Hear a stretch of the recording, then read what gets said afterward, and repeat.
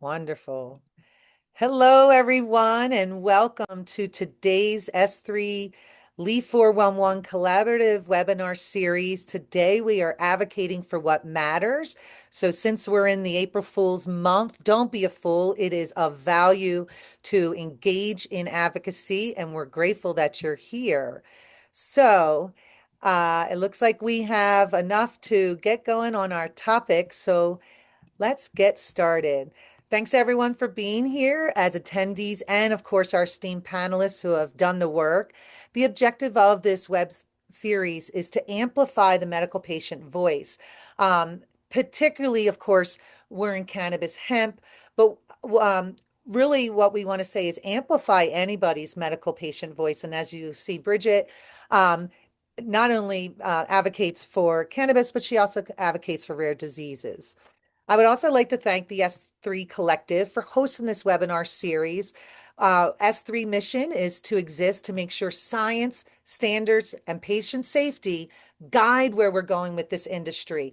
And the plant is one, and the plant needs guidance through the science-backed information, standards that make sense, so that we can get to that patient or public health safety that we all deserve as citizens on this planet. David is working his tail off. He's abroad this week, which gives us an opportunity to at least acknowledge his support team of Elena and Alex of the S3 Collective. They are amplifying the medical patient voice through setting us up with the background structure and the promotion of today's webinar. My name is Maureen DeBay Savage. I'm grateful to have the opportunity to be asked to be the moderator of this topic of amplifying the medical patient voice, cannabis specifically, but all others, representing the work of Leaf 411. So Leaf 411 provides trusted nurse-led guidance to help you better understand cannabis for health and wellness. We are a national nurse nonprofit. We want to look at ourselves as public health and safety for this industry, no matter what landscape that we're on, right? Leaf nurses can answer simple and complex questions, explain across the complex, right? Complex of uh, the national landscape, which varies per state and even per county. We support safer, more informed decision making for the general public. So we see ourselves as public health as first and foremost, but we also can support brand customers. We can be part of research implementation and be the health specialty resource of cannabinoid therapy for any health organizations or practices. So keep that in mind. Quick housekeeping, please use the chat. I am alone today. I will try to look at that. Please put in your questions and questions because if we're able to get to it, we will try to answer that. But we also like to see what are you thinking? What do you want to know? Because that information we will gather to inform our panelists and inform us in conversations of what does the community not know? What do we need to share to help shape our messaging to be more impactful? This will be recorded, as you may have heard when we got started.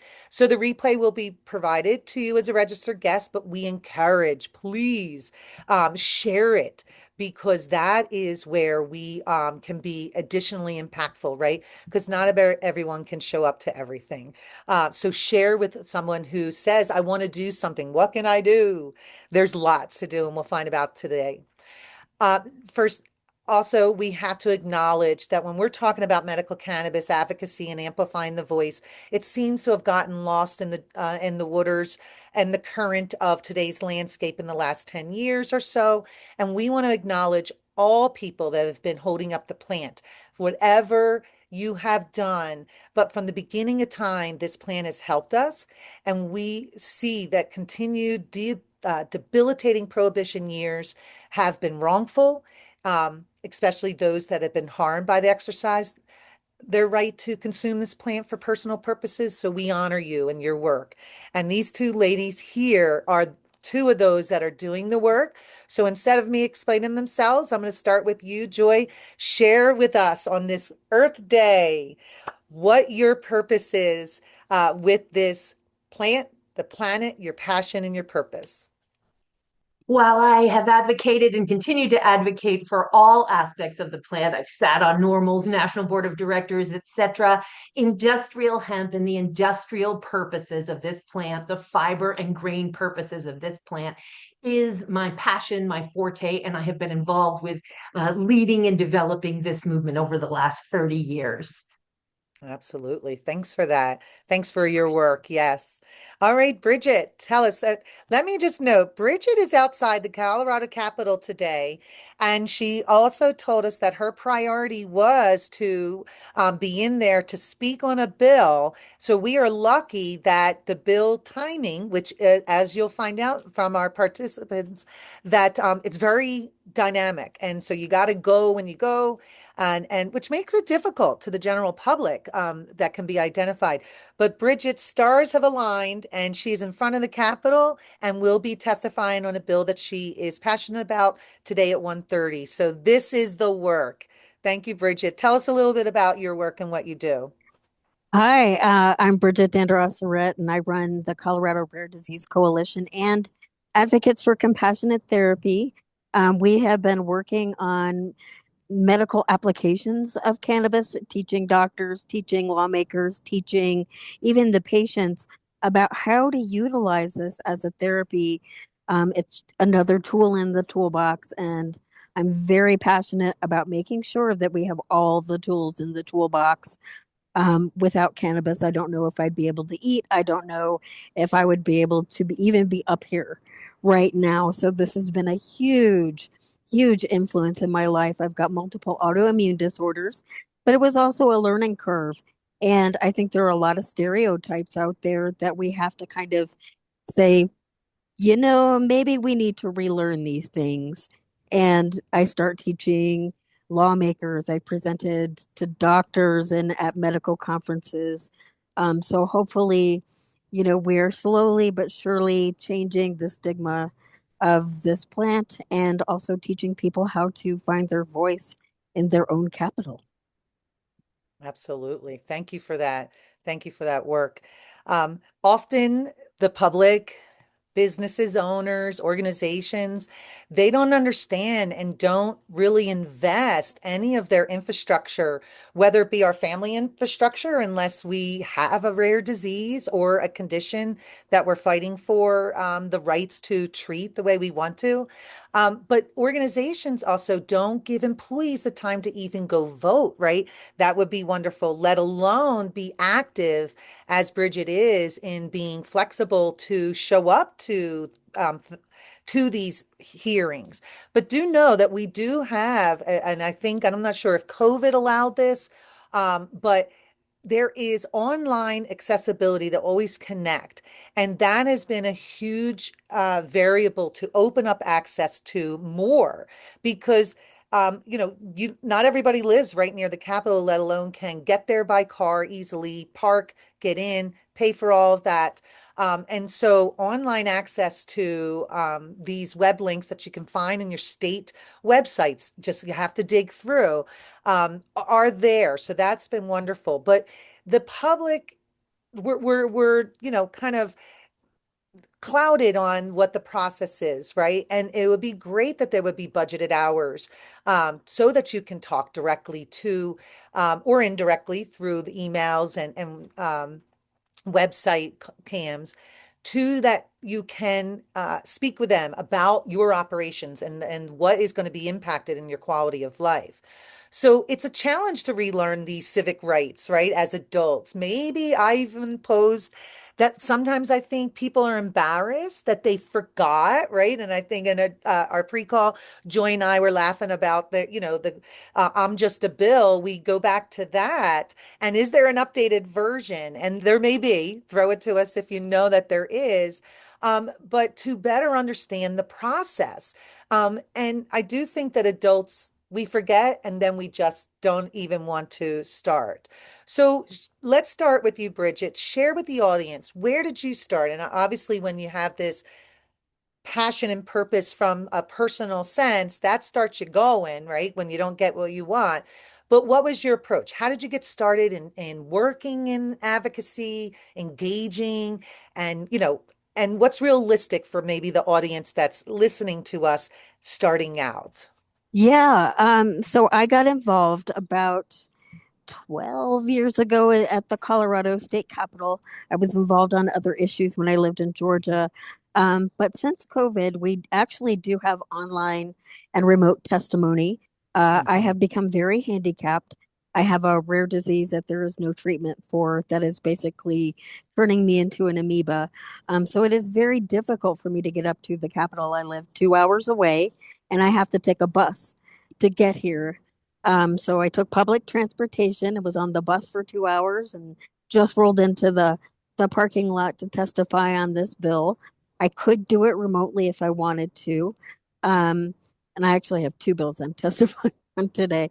Um, so I got involved because I met my community. I got out there and I got involved not just for myself, but for all of the other patients. Here in Colorado, we have a special needs community that is unlike any other. Several people move here just for access to whether it's cannabis or if it's access to the Medicaid, home and community based waiver services that no other state has.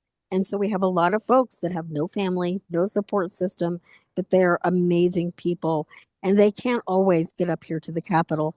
And I can't either, but I figure if I can, I'm going to be here trying to help them. Thank you for that. I mean, hear that people taking a bus 2 hours from somebody who has to, manage the accessibility issues. Bravo to you, Bridget. That's a testament. And anybody who says they can't get there, maybe rethink that story, right? Appreciate that, Bridget. Joy, what do you want to share about how'd you get started and then how did you really just take the bite and really dive in for really everybody else, right? You're doing this for yourself, but also for everybody else who's benefiting. Yes, well, and I'm doing it for the planet and the human beings that live on the planet, and we can't Hmm. heal our bodies or even, imbibe if we have no planet to heal our bodies and imbibe on. I will first say that the world is run by people who show up. And that unfortunately, it's not entirely true that companies or organizations don't budget these hours. Those with real financial interest absolutely show up and invest in this. And that's what we're up against. So, once again, engaging in the process is entirely what it's all about. And it is so fun and it is so empowering. We live in an amazing country. Forget the din, the craziness, the chaos, this disruption that is occurring around us. We have an amazing system here. And when the people lead, the leaders follow. So that's how we engage. Now, the first thing, and I could go on and tell my whole story, but I would rather discuss sort of and because we're hearing from Bridget that end of the story, which is such an important piece of it, and some sort of practical actionable are that you get onto your legislative website, you Google House of Representatives, say you live in Minnesota, I live in Washington. Minnesota House of Representatives roster, Minnesota Senate roster. The first thing you want is the roster. The second thing you want is what is my legislative district? Who are my representatives? Who represents me in the House? Who represents me in the Senate? And what regulatory bodies that I need to work with? Now, for hemp, it's primarily the Department of Ag, Department of Health, and others may get involved, and then offices of cannabis management or whatever the respective name is for that agency within states. The the primary thing here is to, first of all, make that phone call. As Bridget says, make your voice heard. That's the system we live in. These representatives and these senators, these elected officials, they are literally there to serve us. They have legislative aides and other administrative personnel to answer the call, to schedule your appointment, whether that appointment be in person or whether it be on the phone or Zoom. But you make that call. Now, what do you do once you're on the call? You must be well prepared for that call.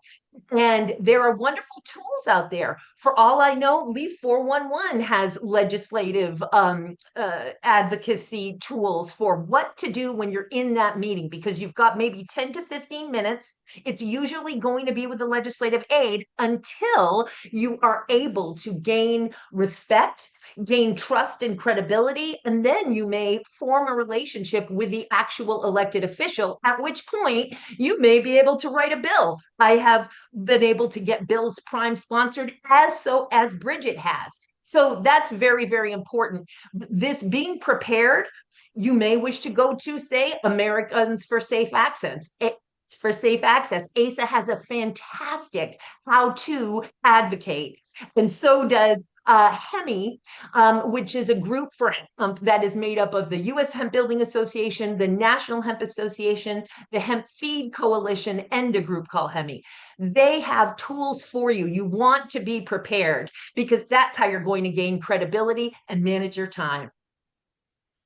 Well, that's fantastic. And yes, you're right. I think when I was speaking about organizations that don't set that time up, that's like everybody else who has smaller budgets, right? And don't think that's important enough. And boy, do we wish we had big budgets that have a lobbyist, like a general lobbyist for the company. I know of a company that used to have a cannabis lobbyist part of their team, but that comes with great financials. But the thing is, most of this, and you ladies would agree, it's a lot of volunteer time. It's about your passion for it. And you're not looking for payment, you're looking for purpose. Although payment gets us meals on the table, rent paid. It gets us to pay for the parking or the bus that, Bridget needs, or any of the other, there's a lot of things that happen in between, right? So it's up to you to kind of get scrappy, but as also get resourceful, right?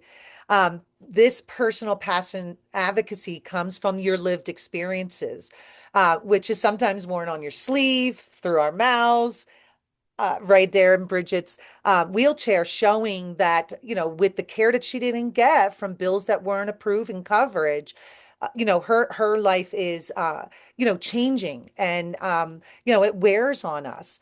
And so, you want to share that information, and most legislators are versed on the topics topically, but they're unfamiliar with that purpose and passion of how it affects you. And you're often exposing your own personal information or family sensitive information. So it's very vulnerable. And then, like we said, the physical, financial navigations, where to engage. Is it in the process? Where do I show up in other things, right? Outside of that posted legislative process? We know that lots of those showing up in person are in the evening at these other events. And, where do we need to like relearn and engage in this process? So how do you ladies both continue to motivate yourself through these hoops and obstacles, so that you can get past the aid, right? So Joy, you've been able to get past that aid and get to those that are the deciders. Share with us how, what works, how, what doesn't works, what advocacy, you know, tidbits can we share for that? We want to find out where we align. And we Okay. don't want to go in, avoid being a bull in a china shop. It will be rejected. You have very little time with these folks. They have lots of experience with human dynamics. And so you want to be gracious, you want to be polite, and you want to find out where you align. And when you discover in those meetings where you don't align, know that you can have a second meeting. We don't want to fight. We don't want to be extremists. These are all turnoffs and will repulse. And I don't mean that in a disgusting way, more like a magnet. repulses when you put the wrong sides together. So Sure. you want to find out where you align. In terms of burnout and finances, I would say that I hadn't figured that out. That finances are very real. I've spent, Mm. over $100,000 of my own money and had to earn it in order to perform my advocacy work. It's not just parking, right, Bridget? It's parking tickets because you're trying to get a spot by the Capitol and run into your hearing, right? So much money can be involved in that. So you want to, if budgets are a problem or a challenge, I should say, then you want to advocate as much as possible online. And by the way, can it also be being a warrior on your social media platforms and sharing these opportunities to sign in remotely, to testify pro or con to a bill. So there are so many ways that are completely free and extraordinarily effective to perform your advocacy work. In terms of personal burnout, that does happen when you overdo it. One major lesson that I've learned that I do want to share is just to be careful who you align yourself with, because oftentimes you can get a lot done with a lot less stress on your body and your mind and your emotions by doing things independently. If you can trust an organization, great. But the minute you start to see that that organization is dysfunctional or doesn't match your ethics or your boundaries or values, which has happened with me,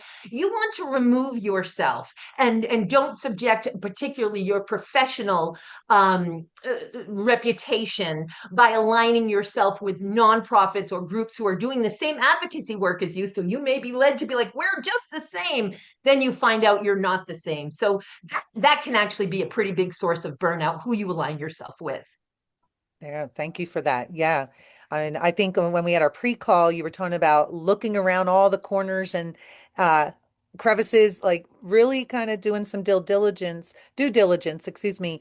And watching, right? Watching behaviors, watching their other alignments, and like you said, removing yourself, right? Because there's other ways.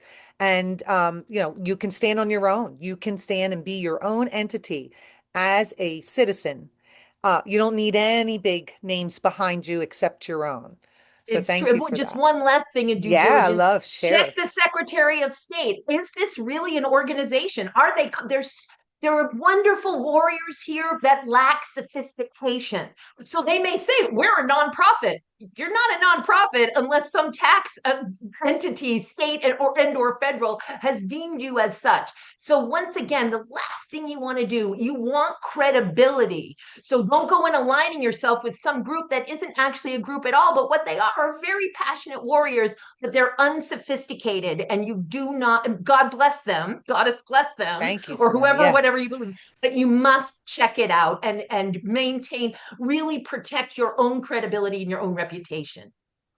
Oh, Yeah, yes. I Bridget, how would have you like to. to add to that? Yeah. Yeah, actually, yesterday we had a bunch of Medicaid families up here for that same reason. Some of the groups that they have aligned with in the past were not representing them. And so they organized on their own and came up here and had their own press conference. They got a senator to add some amendments to the budget, and they did this all on their own. These are special needs families who have no time to take away from the care of their children, the care of their loved ones, or even the care of themselves, because you had several disabled folks up here as well. And they did this because they could no longer align with the groups that are claiming to represent them. And I just want to echo, you do not need a group to represent you. You know, one of the things I do is I teach people how to come up and be their own voice. I cannot share the family stories. They were asking me to represent them, and I'm like, no, I can't. I can't do this. This is yours. Nobody can tell your story like you do, and don't be afraid to do it. And I try to bring them up here. I had parents shadowing me for a day while I was up here working the bill I'm testifying on today, and they put together this press conference within 2 weeks, all on their own, no help. So it's possible. things are possible, but you have to get up and you have to put action into those words, and you have to be unafraid to be imperfect. You know, we are who we are. We are not professional lobbyists. We are not organizations that do this for a living.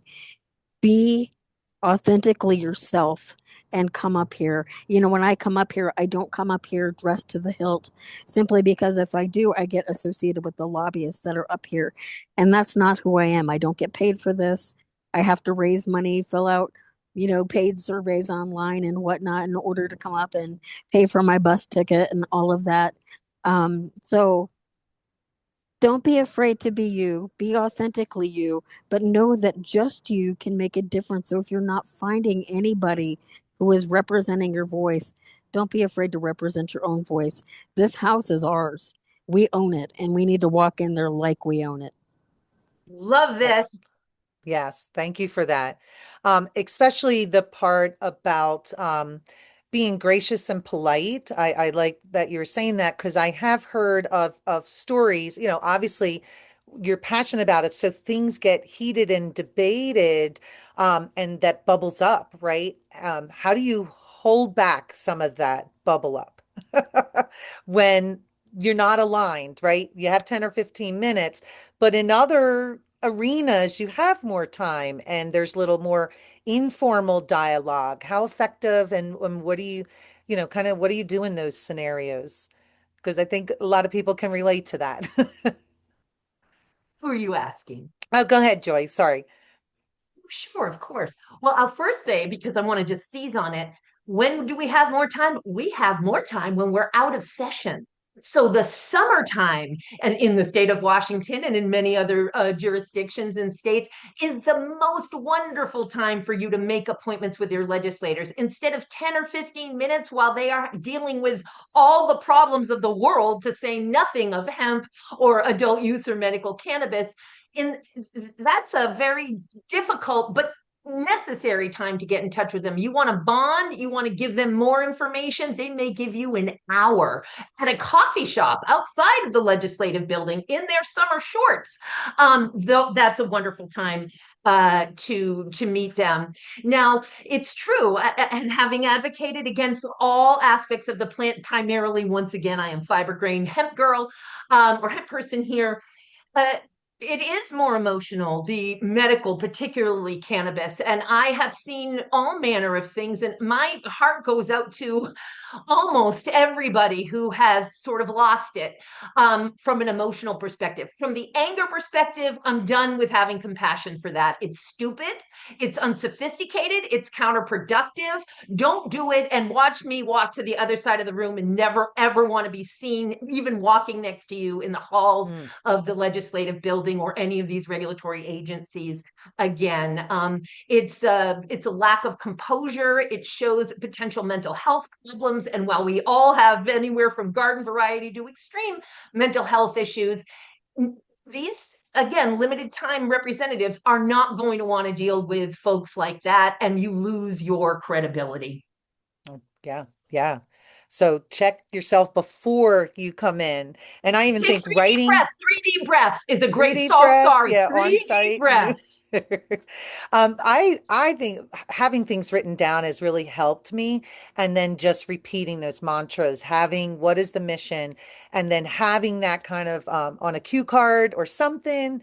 You write it down before you read it before you get out of there. You go into whatever event it is to help you kind of remember what your focus is there. But I have heard of stories at the Capitol that is someone had lost it, and then it really loses it for everybody. So if you're really trying to do good work, really, listen to Joy's advice about walk away, catch your breath, be prepared, come have information, because it will come up, right? You will feel that, and um, it's just good advice. Bridget, Oh, share us And any. absolutely. leave that one pager with them. Make your one Yes. pager for yourself and leave it with them. You go, Bridget. Leave it Sorry, with them. sister. I just want to say, in addition to that, you have to be prepared to deal with people who do not agree with you.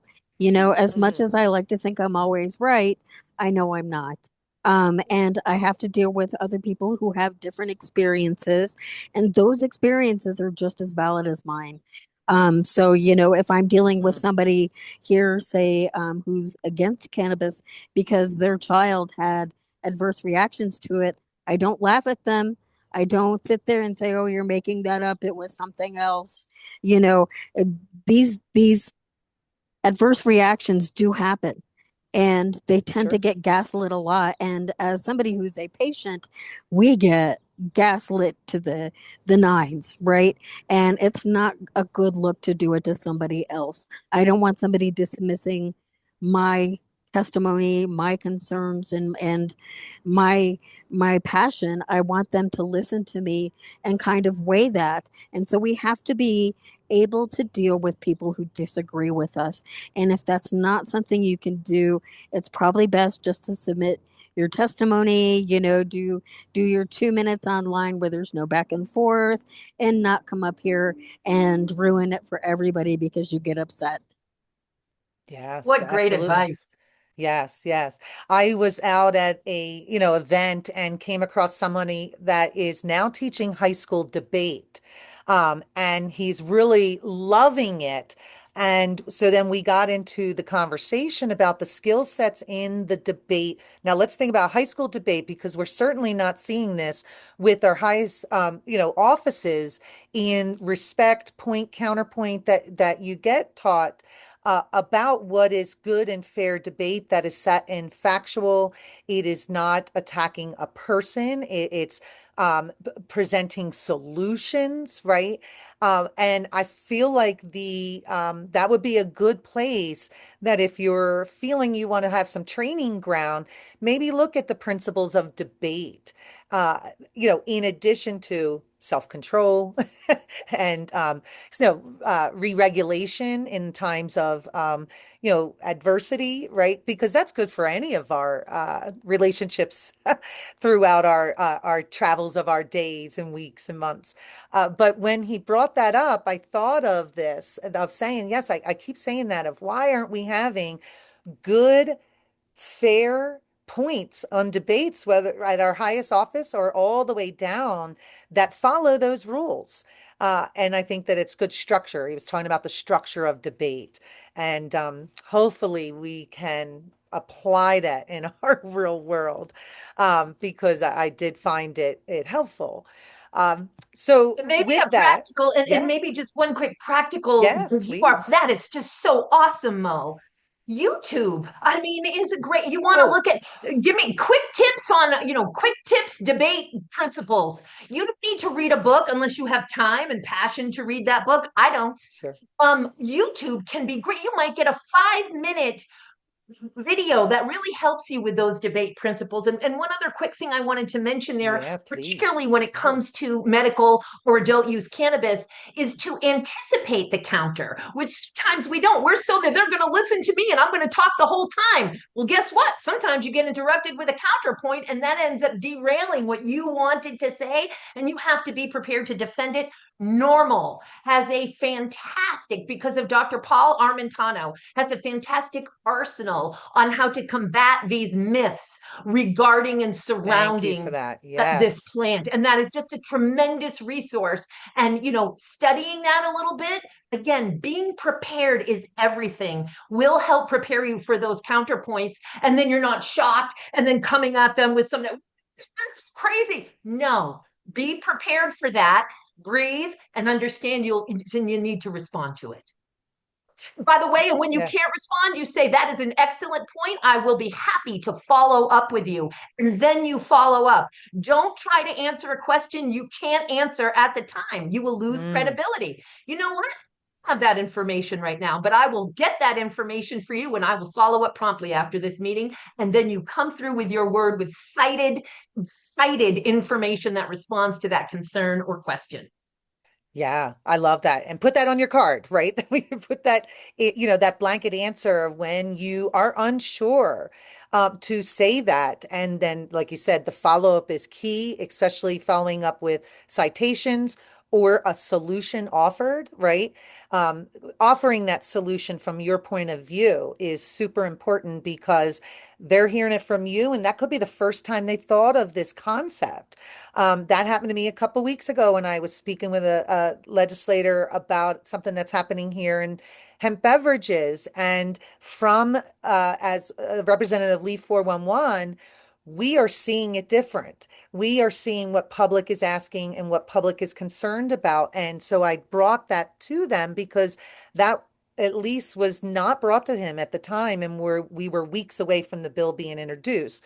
So how it shaped their writing of it, I'm not sure, but I think it did, because of some of the changes that I knew was in the bill before to what it just put out. And not that I think that I was the person that did that, but it's the point of your angle may not have been come across your concept, your needs, your view may not have come across their plate yet. And that's why it's important to just put it out. Even if you think somebody said it already, put it out there. And then the other thing is the fundamentals of debate. I think some of the exercises is to take a topic or a stance that's not yours and defend it. If anybody has ever done that in college, it's the hardest, most eye-opening experience is to have to grit through your teeth and learn about something that you don't agree with, and then maybe bring out some points that might kind of blend or compromise, right? That I remember doing that was the hardest because you're just like right on through it. Bridget, what do you want to share with that concept? Absolutely. And that's actually something that I did when I was in high school. Is I was on the debate team and I had to defend things that I didn't necessarily agree with. And I had to learn how to do that and do it well. Just for competition reasons. And Skills, yes. yes, you have to build your skill set as far as that goes, because what I find is there are valid issues in all sides of the spectrum. There are some things that, are the fluff and stuff. And then there are some things that are the actual issues that you can come together on. And it's always better to try to come together with somebody than it is to try to hammer everything through and then lose all your credibility, be Mm. so rigid that you don't get anything done, and possibly even hurt the cause, whatever cause you're going up there for. Absolutely. I mean, that's what kind of leading into our next question about compromise. So, when you're in that situation, right, share with us, when have you had that? Because I've been where I was like, oh, I see that point, but I also see this point. So share with us, like, what was the buckling down things that happened between your part and then say the adversary, so to speak, on the other side. Like, share with us, like, kind of a little bit of the back and forth of the tools, the communication, Oh, yeah. maybe the commitment to get to that compromise, and then, feeling good that you're moving the needle at least some way, not all the way that you wanted. Share with us, like, what does that look like? Because You have to do that on every bill that exists, every single bill. I once heard somebody say, it's a good bill if nobody's happy, because you've had to compromise and you've had to it work sounds with other crazy, right? people, right? But Sure. the reality is you do have to be able to compromise. There are some times that compromise just isn't in the cards, like the bill I'm testifying on today. The compromise just isn't in the cards because the governor's going to veto it no matter what. And so we know that, and we're going to bring it back next year when he's gone. um, so there are some times that that doesn't necessarily land in the cards, but most of the time you're going to find that whatever entity you are working with, whether it's um, our folks who regulate cannabis, are the division of revenue or department of revenue, they don't lie. Mhm. And so there are times they will compromise with us. There was a bill in 21 where they ended up compromising with us, but we knew we weren't going to get all of our things passed, and we knew that there were going to be some tough changes, but we were able to soften those changes. And that at least was a win in that sense, not necessarily the changes that went through, but they didn't get through everything they were going to get through. They did compromise with us. So it does pay to be somewhat flexible and understand that legislation, whether state or federal, it moves at the pace of a sloth on Ambien. So you are not going to get anything done quickly. Even at the state of Colorado, it takes 5 years on average to pass a bill. And Wow. federally, I mean, I think they're still coming out of Reconstruction. So, you know, Yeah, so never like we won. yeah, exactly. So there's never that point. There's Always always the work to be work is done, always there. but you Yes. just try to get through the most important things and you try to compromise on the things you can. Hey, yeah. Joy, what do you think on compromise? Like what have been your Yes. tactics? Yeah, because that's Of that's course, tough. I would say that the fundamental underpinning and an actionable, practical piece of advice here too is don't just blindly make your appointment. Find out who you're speaking with. So if it's your representative, how have they been voting on these issues that are important to you? For me, it would be, industrial hemp. In the past, it would have been medical and adult use. I just completely am focused on industrial hemp now. Um, so, and then you can find where am I going to need to compromise or where can I get in there to influence, advance the thinking of this person and also one other fundamental piece to that around compromise is are the committees hearing these bills? So maybe someone represents me, but I actually want to speak to every committee member of the committees that's hearing the bill. Secondly, if you're really into it, like I am for industrial hemp, you may want to actually make an appointment with every single representative and senator and the governor. And I have done that, and I have created industrial hemp educates, hundreds of them for everybody, which is a great thing. But the committees and the people who represent you compromise once you realize, and I have this wider scope here, so I don't want to get too so that you think you have to do the things that I've done because you absolutely don't. But you pay attention to who else is testifying. If you're sophisticated enough, know who's going to testify. The Department of Ag for industrial hemp, that person. If you don't know until the hearing, watch that person testify, listen to what they said so you know what their sticking points are, and then you make friends. You shake hands. I'd love to speak, become an ally. This is going to require compromise. And when you see where the sticking points are or where the dead ends are, you can say your piece oh so graciously and as articulately as you can and say, maybe we're disagreeing this year, but maybe next year we won't disagree there. But you want to align. I mean, I have been accused of acquiescing before, and I believe me, I've gotten pretty darn far acquiescing because I know where I have to compromise. I know where the dead ends are. And there are many folks who simply won't accept. They actually think that they have a choice of taking 0 to 60, this representative, without realizing that this is not where they're going to budge. But you do your homework on that, and you really drive your truck through the holes that are open for you to drive your truck through. Do not be Sisyphus, the Greek god that's going to push their boulder up the top of the hill only to eternally have that boulder fall down to the bottom of the mountain as soon as you get on top. So drive your trucks through holes that are receptive to you. Mm, there you go. I mean, I feel like I hear the incremental. I like that you are planting seeds that when there is either like you're not aligned, but you're like, there's that confidence that you put in to say, I think we can figure that out. Like you're not saying, well, this is baloney and I'm out of here. And a lot of that energy, what I heard from you is that in the face of the realization, right, that okay, all this work, we only like took one breath, one step, but that you're reaching out to be like, yeah, we got it. We'll figure it out, right? Like, and I think that sets it up to say, I am amicable. I am going to look at it many ways.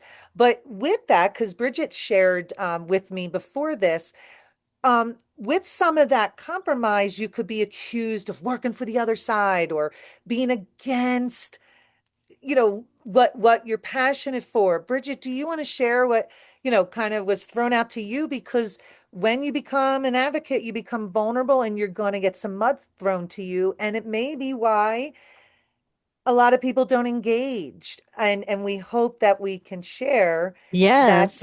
you can be, rubber and let it bounce back off you and back at them, right? Absolutely. Yeah. It's really funny because I am in the special needs community down in Colorado Springs. And right now, one of the bills that I'm working, it's to protect rare disease therapies and protect access from experimental cost containment policies. There was a policy passed here in 21 that actually targets rare disease therapies, and people will die if they don't have access to those therapies. It was kind of a piecemeal thing, and it's been floated by dark money groups and things like that. But their response is, "I'm big pharma." And they've gone to the point where, you know, I do a lot of work in the special needs community. I was working with a new group who asked about me, and they told them I was a shell company for a pharmaceutical company, Mm. which is really laughable. Just because I have a wheelchair flamingo, I am definitely not big pharma. I'm big flamingo, and um, it's one of those things. I consider that a compliment that they think I am that organized and that Because you're funded. that effective. Exactly. That lets me know that I am doing well and they're scared of me.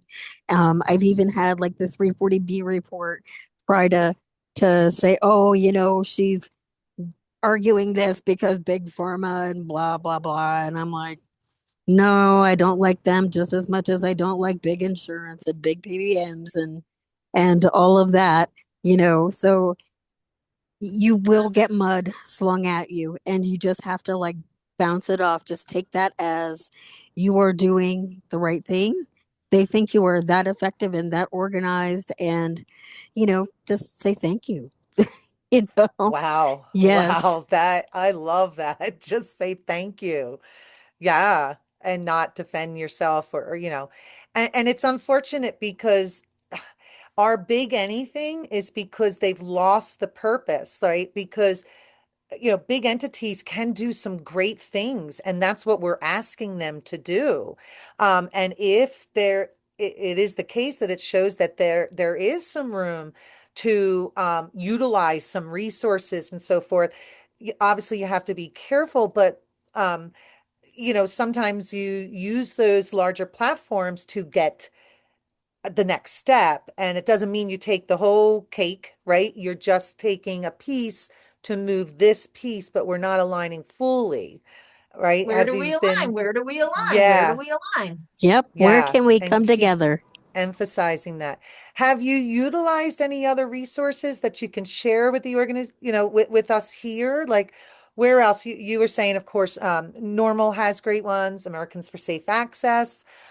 What has been your most effective resource that kind of when you got going, was it another person, an organization, or just a mix of it all? Like what can you share for those leaving here today and starting to click away and see what they can do for themselves?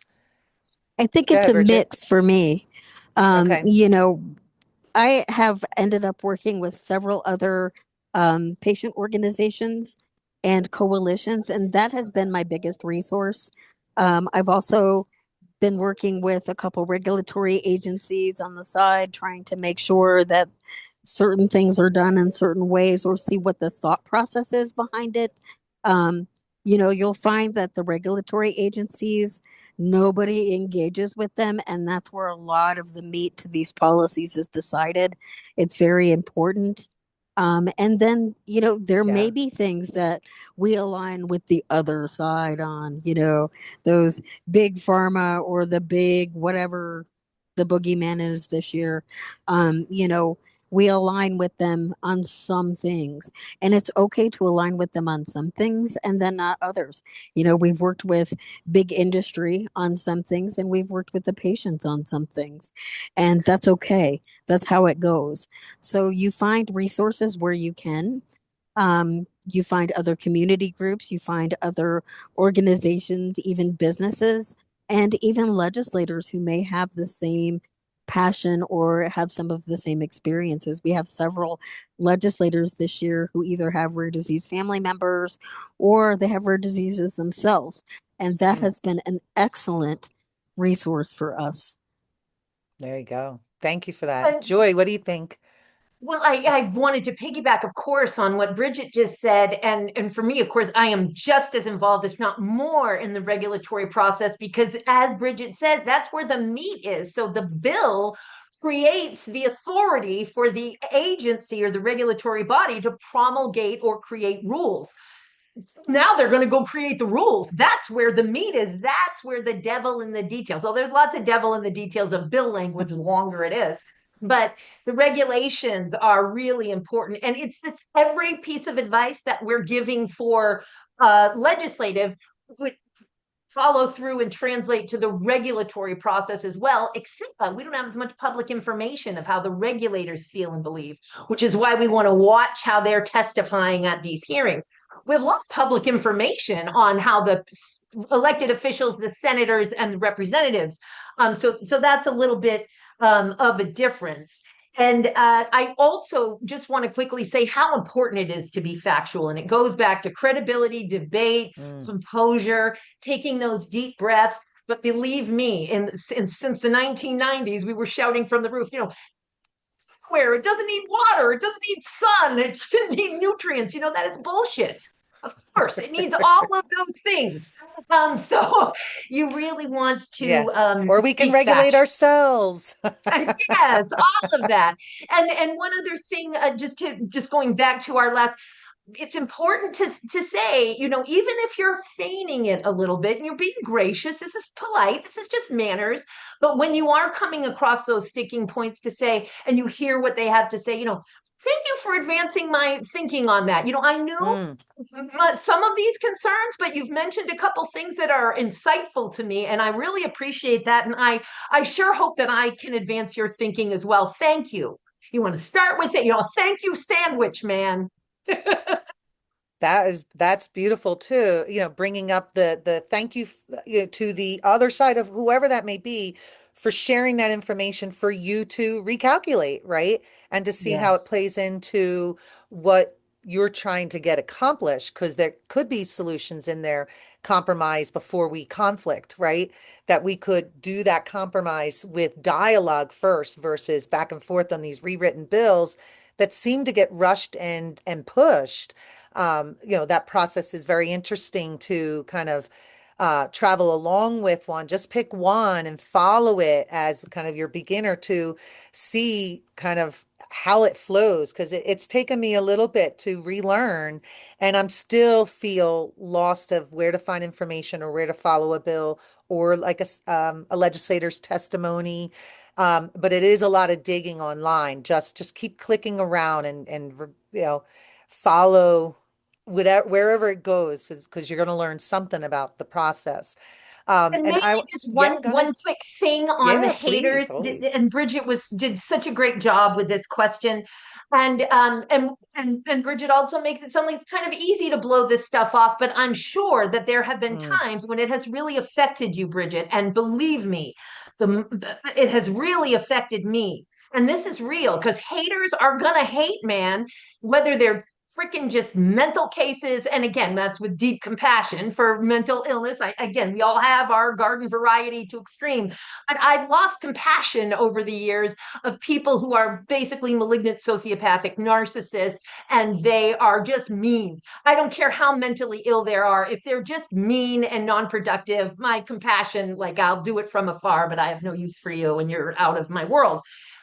You can cause me pain to the extent where I'm actually not on social media anymore. I am traumatized, and that can happen for real. So have a support system. Sometimes you mm, may even need professional help, but you need to keep track of who you are.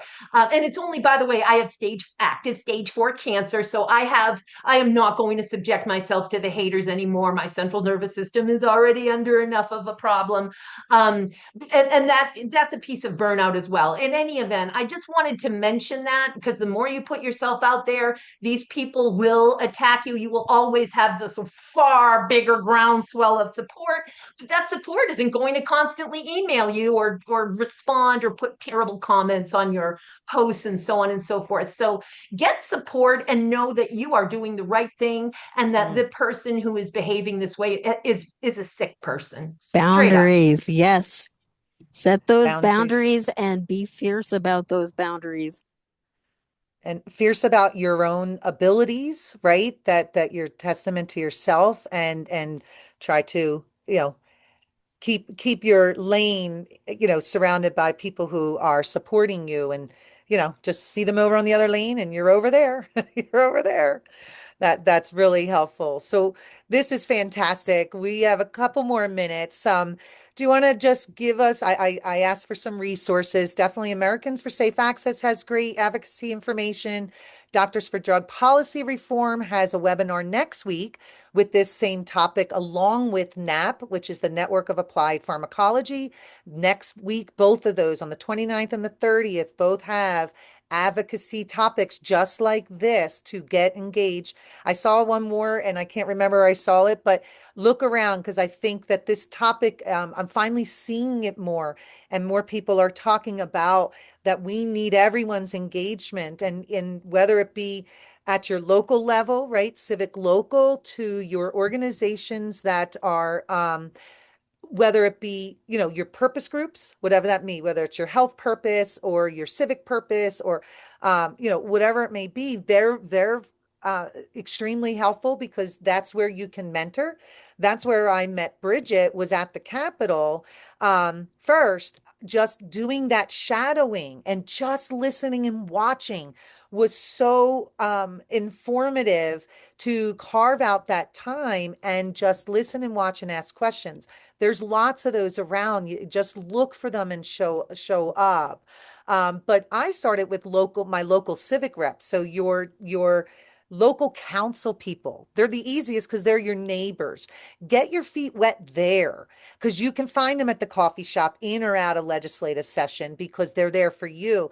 And I find that that's like the stepping stone into civic engagement is your local reps because you see them at the grocery store, you see them around, and it feels more accessible. And then you work your way, to the next of whatever you can, have available to you. So I just wanted to highlight that these nonprofits are doing great work. Look for their resources. So I'm going to May I share just with, give two websites? It's so please important with hemp do. because Absolutely. That's why because we're here. in That's why case you we're here. haven't noticed, hemp has decided it wants to do intoxicating things, which was never the legislative intent. And those of us who are involved in hemp want nothing to do with anything intoxicating. It is a complete distraction from the industrial purposes that will Mhm. heal this planet, the fiber and grain aspects. But so let me give Yes, you thank you. two. Share it. Yes. Amen. So, two websites here: the National Hemp Association, which is easy, nationalhempassociation.org. I cannot more highly recommend this association. And I would say, please, if you're new to hemp, go straight to the NHA. Do not pass go, do not collect $200. And then finally, hempinitiatives.org. That's hempinitiatives.org. And that's that HEMI group that I told you about, which is really made up of the National Hemp Association, the Hemp Feed Coalition, which is a fantastic organization, the U.S. Hemp Building Association, and a group called HEMI. So once again, nationalhempassociation.org and hempinitiatives.org. Do not pass go, do not collect $200, and feel free not to check anybody else out. And I am not a member of Awesome. either of those organizations. I just But they're know where the resourceful. goodness is. The goodness is, yes. Can you drop Hemp Initiative's website? Just was I'll do it right now. in the chat. Yeah, You better because believe these it. are great resources. That's why there's so many when you click around, but if we can get right to people who have been doing the work purposefully and for good outcomes, that's where we want to be and go from there. Start at any advocacy group that makes sense to you and see what they're doing. And instead of joint or doing a new one, which I see lots of new profits and coalitions and groups and blah blah blah blah.